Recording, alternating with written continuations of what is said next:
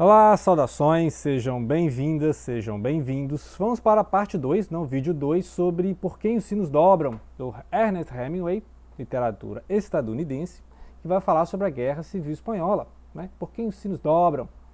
Por que os Sinos Dobram é um poema, né? Um poema do John Donne, poeta inglês.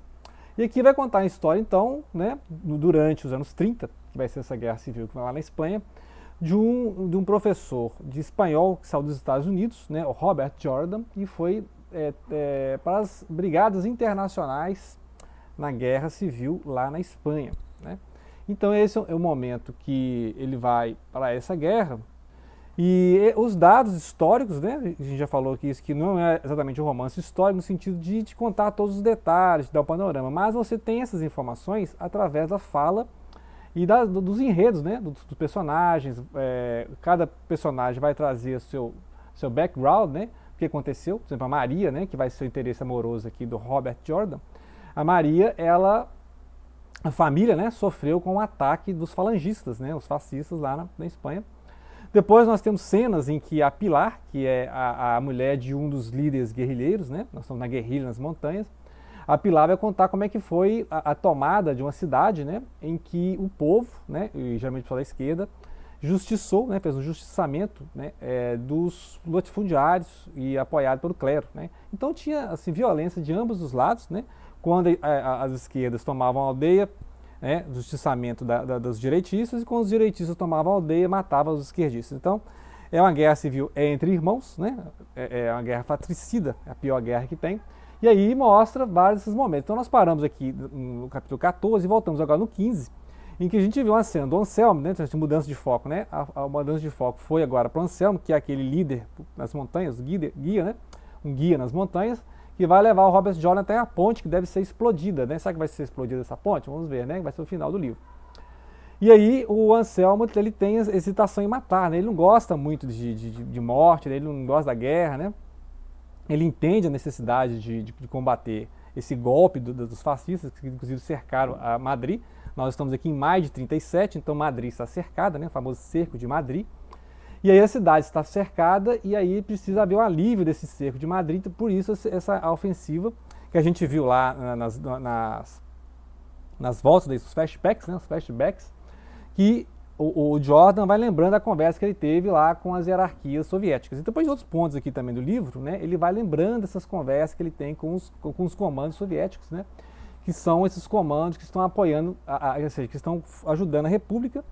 E muitos desses comandos soviéticos não gostam muito dos grupos guerrilheiros, dos grupos trotskistas, dos grupos anarquistas, né, que é o caso desse aqui. Então, mostra uma certa desorganização, um problema de hierarquias mesmo dentro das forças de esquerda, porque você tem os republicanos, né, os socialistas, os comunistas, os trotskistas, né, comunistas aqui os stalinistas, né, depois os trotskistas, os anarquistas, todos eles contra, lá do outro lado, quem está lá? Né, as forças golpistas do Franco, os falangistas, os monarquistas, né? Então, ou seja, é complicado, né? Foi uma guerra muito complicada. Tem livros inteiros falando sobre essa guerra. Mas aí você vê que o Anselmo tem aquela hesitação em matar, né? Aqui no capítulo 15, exatamente lembra muito uma cena do Condição Humana, do André Malraux, lá nos anos 30 também, que ele vai mostrar aquela revolução chinesa que teve em Xangai em 1927, né? Que vai mostrar lá os guerrilheiros, né? Também os agentes lá tentando dar um golpe, podemos dizer assim, em cima dos nacionalistas, né? Os nacionalistas também vão revidar isso na China, né? E vai ter aquela famosa guerra civil chinesa, que aí vai se misturar com a Segunda Guerra Mundial, e no final os comunistas vão vencer em 1949, né? O Mao, que é a turma do Mao, o maoísmo, né? Então ele vai vencer esses nacionalistas, os nacionalistas vão fugir para a ilha de Taiwan, né? Taiwan, né? Então, interessante esses paralelos, né, que mostram os anos 30, a violência, os radicalismos dos anos 30, essa época aqui do Por que os Sinos Dobram. Então, aí sim, então a gente viu a narração, né, da violência que a Maria sofreu, né, na mão dos falangistas, depois a violência que os latifundiários, o clero sofreu na mão dos guerrilheiros, do Pablo, né, o Pablo que era muito violento. Agora, nessa parte da história, o Pablo já está um cara assim mais angustiado, né, dada a bebida, então ele não consegue nem liderar o próprio grupo. E a mulher que está mandando mais, né? Então a Pilar, ela está mandando mais. E esse grupo é muito heterogêneo, né? O grupo tem vários, tem os republicanos ali, né? Tem os ciganos, também os ritanos, né? Os ritanos, que é esse povo romani, né? Romani, o pessoal achava que era egípcio, né? Só que ele veio do norte da Índia. Então, a cultura espanhola é muito, né, muito cheia assim, de características flamencas, né, dos gitanos, dos ciganos. Né? E interessante que eles vieram ali da Europa, né, da Europa Oriental, né, a presença muito na Romênia, na Bulgária, né, aquela região ali, e depois vieram para a França, para a Espanha. Outros grupos anarquistas também são mostrados aqui, né? Então os anarquistas não querem seguir a disciplina dos comunistas, stalinistas, né? E eles apoiam a república porque eles não gostam dos falangistas, que são os fascistas, né? Então eles apoiam a república, pero não mútil, sim, porque eles não querem as forças de direita no poder, né? Não é porque eles concordem com o governo da república, mas é melhor ter uma república do que ter os falangistas. Tanto que depois você vai ver que os falangistas vão ganhar, né? Os franquistas vão ganhar. E aí todas essas etnias, todas essas nacionalidades serão oprimidas durante o governo do Franco, né? Então tem esse problema aí. Então aí o Pablo, né, que é esse líder lá dos guerrilheiros na montanha, ele vai fingir que concorda com o plano, só que ele vai sabotar, né? Ele vai roubar lá os explosivos, aí vai ter um problema na parte 3, lá pra frente. Mas o Pablo, ele volta, falando, vou apoiar vocês, eu concordo com esse plano aí. Ele, desde o início, a gente viu no outro vídeo, né, ele não concorda com esse plano de explodir a ponte, porque vai atrair o interesse das tropas franquistas e eles não querem saber quem está explodindo ponte aqui na nossa região. E aí vai bombardear, assim como aconteceu vai acontecer com o bando do El Sordo, né? O surdo, que vai ser notado por essas forças falangistas e vai ser bombardeado, porque aí tem os aviões alemães, né? Assim como os soviéticos estão apoiando, né, a república, os alemães e italianos estão apoiando o governo do Franco, né? Ou seja, esse golpe aconteceu com o Franco. Então a guerra vai desenvolver ali de 36 a 39, em 37, do 36 a 37 vai acontecer então esse cerco de Madrid, que só será rompido, obviamente, com a vitória dos nacionalistas, né? E aí a ideia é a seguinte, é a resistência do povo de Madrid contra as 4 colunas de Franco. E aí o Franco vai assim, mas na verdade a 5ª coluna está lá dentro, né? Ou seja, aquelas pessoas de Madrid que são de direita e que estão apoiando o governo nacionalista, eles não querem república, né? E são, obviamente, a burguesia, os donos de terra, né? Então, por isso que essa expressão de 5ª coluna. 5ª coluna seria essa 5ª coluna dentro de Madrid, né? Então, a narrativa, ela vai seguindo ao longo desses dias, né? Em maio de 37. Então, você vê, olha a densidade do livro, né? Então, nós estamos apenas alguns dias em maio de 37. Então, tem a narrativa, e a narrativa vai seguindo os personagens, cada um tem sua história, cada um tem seus dramas, e tem os flashbacks do Robert Jordan, né? Então, vai mostrando essa vida em Madrid.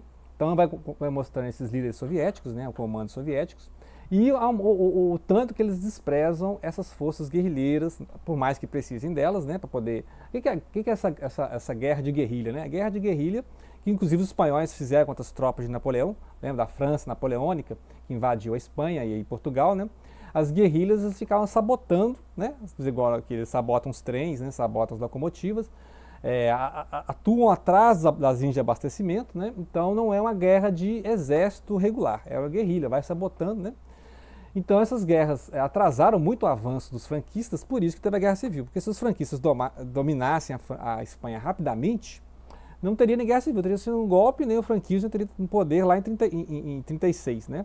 Só que o prolongamento desse golpe pela resistência popular é que levou a Guerra Civil Espanhola, né? Ou seja, então o povo não aceitou, não passarão, né? Não passarão é a ideia de que não vão deixar os falangistas, os fascistas passarem. Então, ele vai mostrando então, as cenas do Comintern, essa internacional comunista, que é stalinista, e esse desprezo que eles têm pelos trotskistas, né?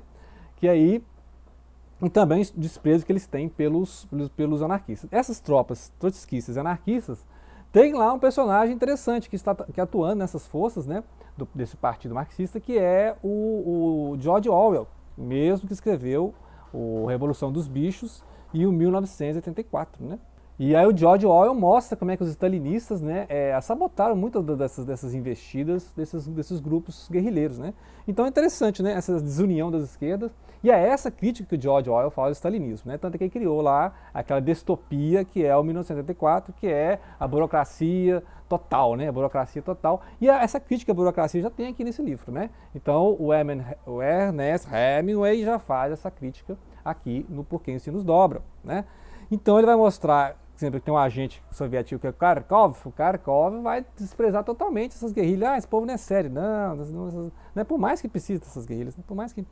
Então, esses partidos que se organizam mais ali em Barcelona, né? Lembrar que a Barcelona também é um ponto ali importante, que Barcelona é mais republicano que monarquista, né? Enquanto que os monarquistas estão mais ali em Madrid, né? Então é interessante essas divisões do povo espanhol, né? E você tem Galícia, você tem Andaluzia, né? Andaluzia, você tem a região ali da Catalunha, né? E a região ali do Madrid, o da Mancha, né? Famoso pelo Dom Quixote, a La Mancha. Então esses são os problemas que vão levar ao prolongamento da Guerra Civil Espanhola. E aqui enquanto está acontecendo, o Jordan, né, o Robert Jordan, descobre um motivo para viver, porque agora ele se apaixonou pela Maria. A Maria que ela sobreviveu, né, a essa investida, né, da falangista, né, a família foi morta, ela foi violentada e tal. Mas aí ela passa ela também tem um sentido para viver, que é esse amor que vai ter. Então você vai ter essa narrativa da guerra, e ao mesmo tempo vai ter a narrativa desse amor, né, esse amor em tempos de guerra, né, amor no tempo da guerra, que vai ser esse amor, então, da Maria e do Robert Jordan, né? E aí, ao mesmo tempo, ele vai tentar descobrir como chegar nessa ponte, né? E destruir esses comandos falangistas que estão protegendo a ponte e conseguir destruir a ponte, mesmo sem os detonadores. Por quê? Porque o Pablo vacalhou o trem todo, né? Sabotou a operação toda, levando os detonadores. Então ele vai ter que usar granadas, aí vai ser para a parte final aqui. Então, essa parte do meio do livro é basicamente isso, ou seja, você tem as narrativas, né, ele entrosando com esse grupo, por mais que o Pablo esteja avacalhando, esse amor repentino, né, pela Maria, assim, em tempo de guerra, né, e ele estava não se envolvendo com mulheres, porque a preocupação dele é só detonar os trens lá, né, as locomotivas, agora tem que detonar essa ponte. E aí ele vai vendo os grupos guerrilheiros e as várias ações desses grupos guerrilheiros que estão ajudando a República, por mais que a República não reconheça esses grupos, né, e a República esteja mais preocupada em receber a ajuda soviética, né. Então por isso que esses líderes soviéticos estão ali auxiliando a República, inclusive vai começar a ter uma aviação soviética, tanques soviéticos serão enviados, né, enquanto que o Ocidente não faz nada para ajudar a República Espanhola, né. Então esse é o ponto principal aqui. Lembrando que ele sempre está misturando ficção com realidade, né? Então sempre vários partidos são citados, são partidos que existiram mesmo, vários líderes de partidos existiram, generais existiram, né? Então nesse ponto seria um romance histórico, só que muitas cenas aqui que ele fala que inventou, também é um pouco baseado na realidade, só que ele vai ampliando e vai exagerando a cena e claro, vai ficcionalizando, né? Então cenas aqui de brutalização de ambas as partes, né? São descritas minuciosamente, mas pela ficção, né? Então ele ouviu um relato, ou ele ficou sabendo desse relato, ou ele testemunhou algum fato, e aí ele vai ampliando, né? Então, ou seja, não é uma total ficção, porque ele se baseia em fatos históricos, mas você não pode ler como um livro de história, né? Sim, então é complicado, que você não quer saber, assim, até que ponto é histórico, até que ponto é ficção, né? Então é interessante que fica o tempo todo assim, será que isso aconteceu mesmo ou ele está inventando, né? Mas os personagens são muito bem construídos. O Anselmo é um personagem interessantíssimo, né? Depois e a Pilar também, né? A Pilar que ela tem autoridade entre o pessoal da guerrilha ali, interessante, né?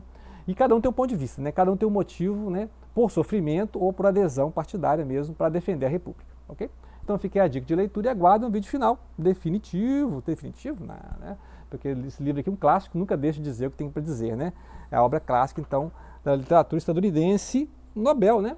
Lembrar que na coleção Nobel também o Ernest Hemingway, Por Quem os Sinos Dobram, né?